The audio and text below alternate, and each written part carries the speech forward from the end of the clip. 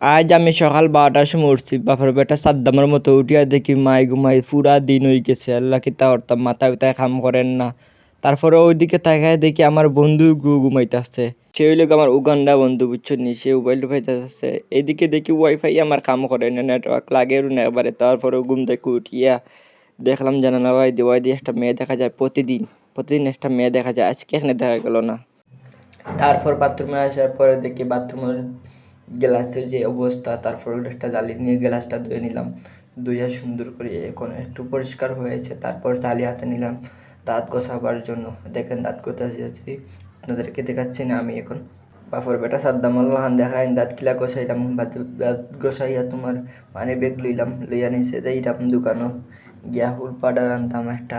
তো গেলাম, যাইতে যাইতে রাস্তার ফুরাই না, দোকানও আইলাম, আইয়া বেটার কাছ থেকে হুল পাউডার লইলাম একটা 10 টাকা।